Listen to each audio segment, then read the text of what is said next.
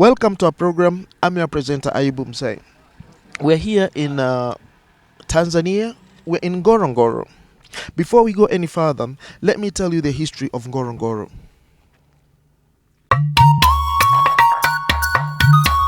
Nakupenda, nakupenda.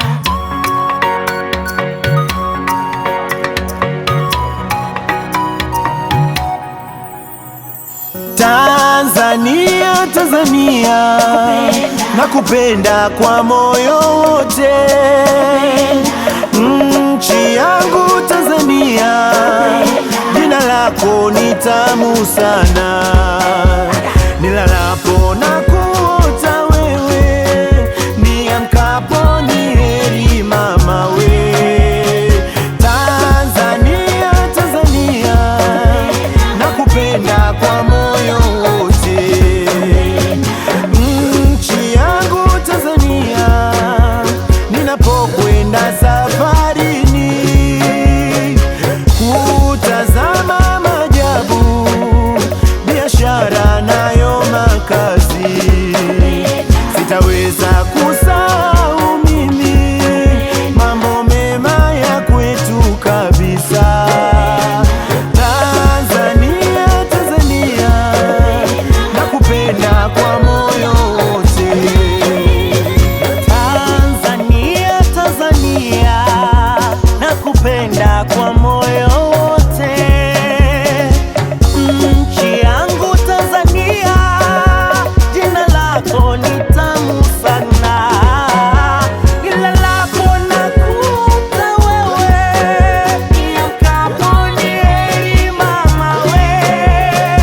Tanzania, Tanzania, nakupenda kwa moyo wote. Tanzania, Tanzania, ninapokwenda safarini kutazama maajabu, biashara nayo makazi, sitaweza kusahau mimi mambo mema ya kwetu kabisa. Tanzania, Tanzania, nakupenda kwa moyo wote. I think most of you watching this program, you have never been very close to such an ideal. You have never been very close.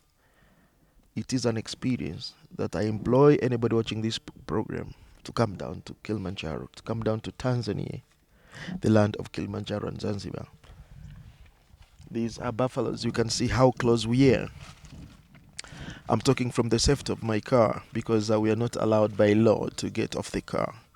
But this is the best we can, and it is something that I recommend for you to do and get involved. It is such a spectacular sight. It is a lifetime adventure, a lifetime experience. I would love one of my friends watching this program, or whoever you are, to come down here. It is such a sight.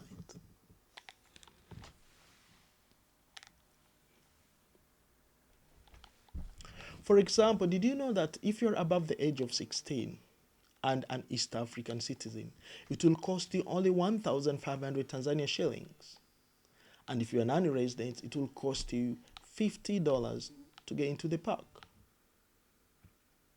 And if you're aged between the age of 5 and 16 and an East African citizen, it is just 500 Tanzania shillings.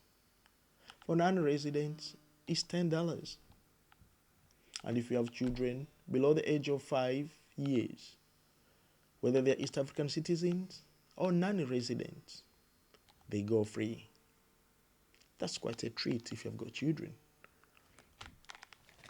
I've come with my children down here. I did it. I know you can do it. I'm encouraging diasporians out there watching this program. The place to be is Ngorongoro, and the time is now.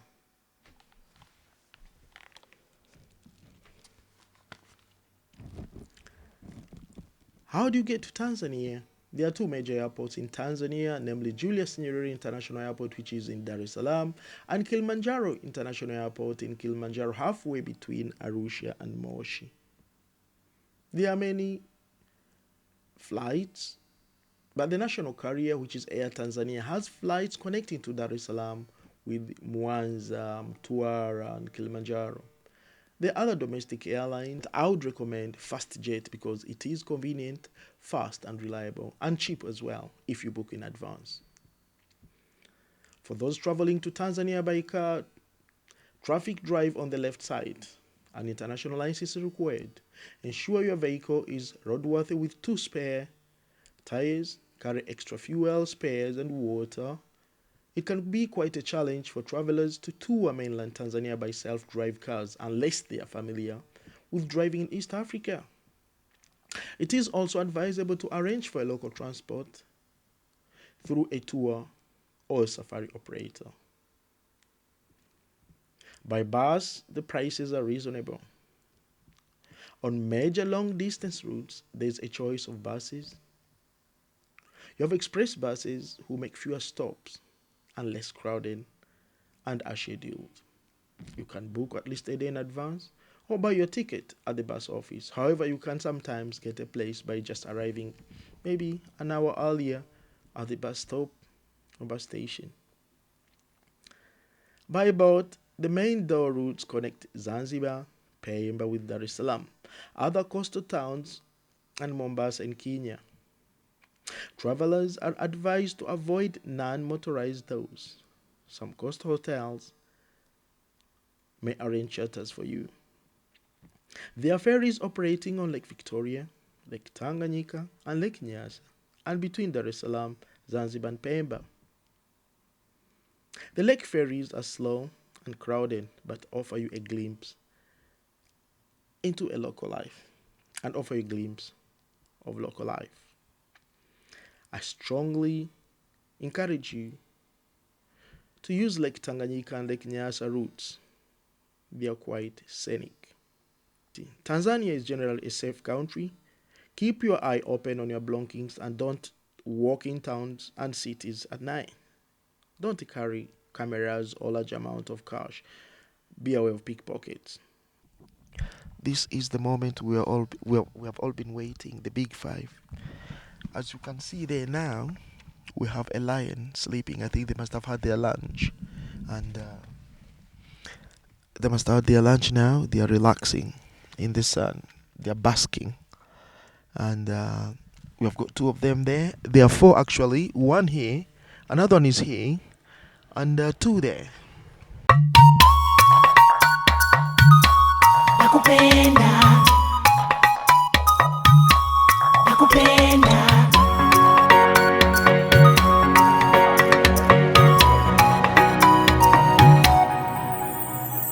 Tanzania, Tanzania, nakupenda kwa moyo wote. Nchi yangu Tanzania, jina lako ni tamu sana. Nilalapo na kuota wewe, niamkapo ni heri mama we. Tanzania, Tanzania, nakupenda kwa moyo wote. Nchi yangu Tanzania, ninapokwenda safarini kutazama maajabu, biashara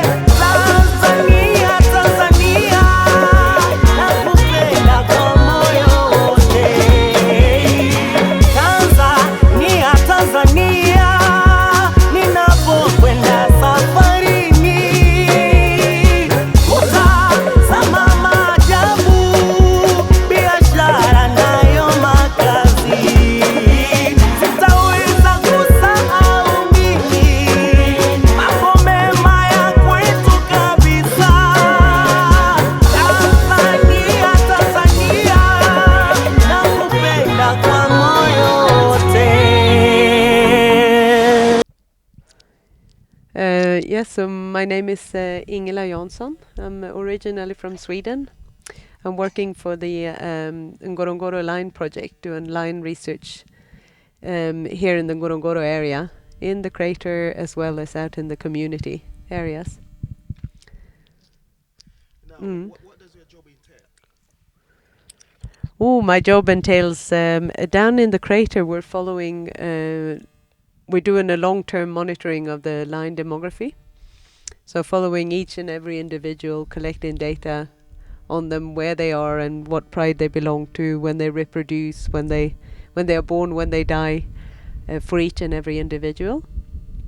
And in the community areas, we work with resident pastoralists, the Mzeee that live here in the Ngorongoro, to both monitor the lions and to try to better conserve them. How many lions do you think we've got in Ngorongoro? In the crater, we have approximately 65 lions. If you go to the Ndutu Olduvai area, we have about 30 lions.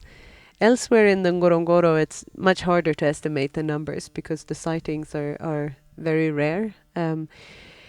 I believe that there may be somewhere between 10 and 30 lions, perhaps in the wider NCA, between crater and, say, the Serengeti. Now, what has been your challenges on this job? Challenges on this job. Oh, there are many challenges and many opportunities, I guess. Working in the local communities, it's quite different from working in a protected area like the crater. Lions are much shyer. To be able to study them and get good data, you have to work very hard. We do that by engaging with the local communities, so employing people of the areas that know the lions. So that's both, it's a challenge, but it's also an opportunity that we have, learning from the knowledge that already exists out here. Now, let's talk about the relationship between you as a conservation, the lions, and the local community. What is the relationship? Because there are incidents where lions can get into the neighborhood and presumably livestock is destroyed and people become hungry. How do you deal with these things? So I think dealing with wildlife-human conflict is always a challenge. There is no golden solutions. People are going to be angry at times, and other times they're going to very much appreciate your work, because we provide opportunities for employment, and we do try and mitigate conflicts in ways that is within our reach. So, for example, warning herders of lion presence, treating wounds on livestock that have been attacked by predators. But of course, after an attack, and say lions have come into the boma, so lions have attacked cattle at pasture, people are not happy. And seeing me, they may even get more angry, because they know that I'm working for protecting the lions. But I think all in all, because I engage a lot with the local communities, they all know me very well. They all know the project very well. So over time, a kind of a trust has been built up, and I think overall it's quite welcomed out in the communities. Now, what are we doing here today? What are you trying to do here today? Down in the crater, I'm here to monitor the lions. I come here about once a week and spending a day down here, trying to see as many lions as I can. And at the moment, we're with 4 male lions. I know them all. One of them I know since he was born in 2004. The one that's lying quite severely wounded there. He's been attacked clearly by the other 3 males. So the other 3 males are the resident males of this area. So they see this temporarily as their territory, and they've encountered him and have gone to big attack. I've got to see. Hang on.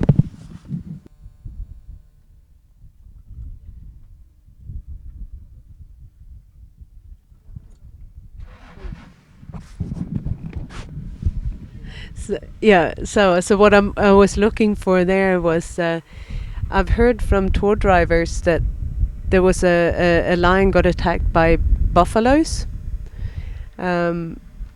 But looking now as it tilted over, I was looking for any signs of an injury from a buffalo, but I can't see it. I just see wounds from claws and teeth. So from these other three guys here. So he's being cornered. I don't know if he's going to be able to survive this, or if they leave him, he may be able to go away and actually recover from this. But if they keep staying with him, ready to attack again, I don't know if he stands a chance. And is this a common occurrence in their herd? This is part of lion life. Yeah. So he's an intruder in their area. He's a competitor. So that's what males do. They kill or they attack intruders. Now you as the person in charge, what sort of intervention can you put into place to save this lion? This lion that we're watching here now, you mean? So what we do as researchers, we don't have a mandate, nor do we have a wish to interfere in situations that are like this one. This is part of, it's a natural thing that we see happening here. This is something that happens among lions. Rarely do we see this. Quite often when it happens at night, and the lion kind of silently dies. So we don't interfere, nor do we have the experience or the expertise to interfere. If there is something, we call on the veterinarians that work in this area. Now, I've seen you with a card which has got presumably lion faces. Is it a postcard, or is it how you identify these? ID cards for the lions. Each lion. And how do you identify them? Are they chipped or something? They're not chipped. They have natural markings. So we look at their. I don't know if you can zoom in, but we look basically at the spots where all the whiskers come out.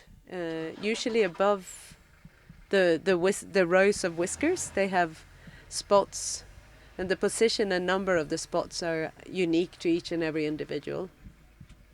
They're born with a spot in the same position, they die with it that way. So it enables us to identify them from when they're little cubs, and to be able to recognize that individual until. Now, tell me, let me say, if you are watching this program in London, tell him why it is important, or it is value for money for him. In a way, it's almost like summers down here. Other times that are quieter, you can nearly be on your own with probably the highest density of large mammals on this planet. It's a unique area. It's very rich in like resources for the wildlife here. That's why you have one of the highest densities of lions in the world. Probably by far the highest density of hyenas, and lots of prey for them to eat. Thank you very much. Hello, my name is Niels and I'm from the Netherlands. I'm here in Tanzania for holidays, and I just climbed the Kilimanjaro, which was very beautiful. And now we're doing a safari, visiting the Ngorongoro crater, and we will be in the Serengeti tomorrow. And in the end we will also travel to Zanzibar, to Stone Town and the beach over there. And then we'll be back again.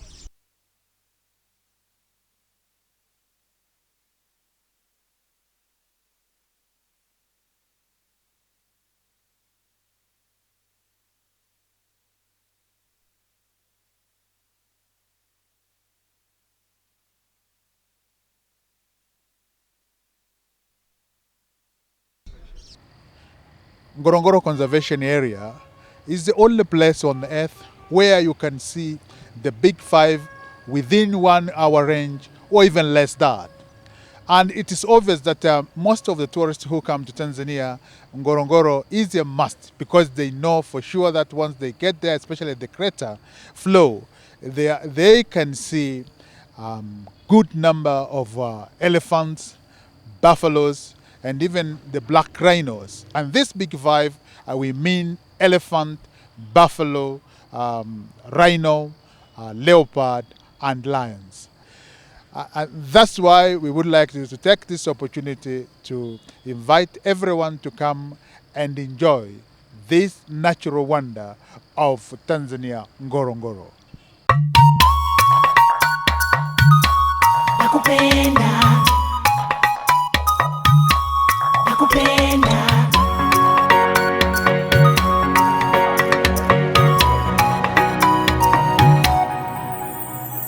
Tanzania, Tanzania, nakupenda kwa moyo wote. Nchi yangu Tanzania, jina lako ni tamu sana. Nilalapo na kuota wewe, niamkapo ni heri mama we.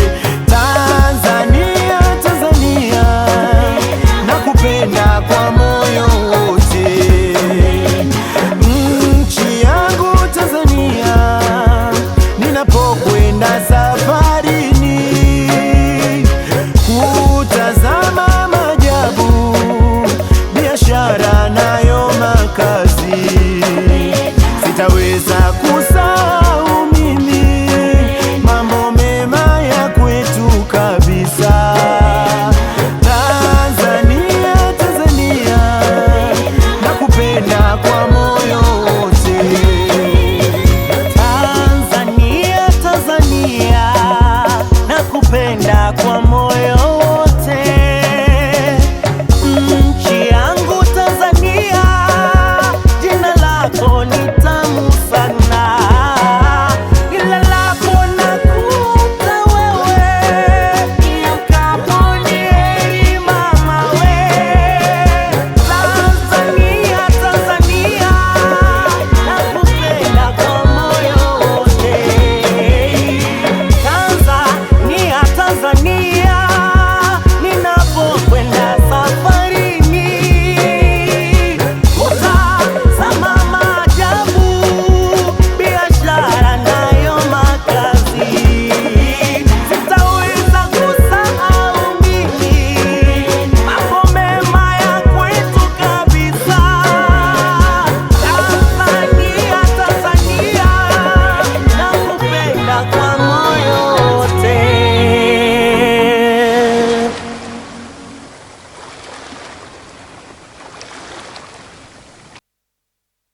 Hello, I'm from Holland. I'm Kirsten Moy, and I've been in Tanzania for about a week, and it's lovely here. The people are very friendly, and we've seen a lot of animals. We're looking for lions today, so thank you very much, Tanzania. My name is Alfred Wambura from Tanzania Journeys.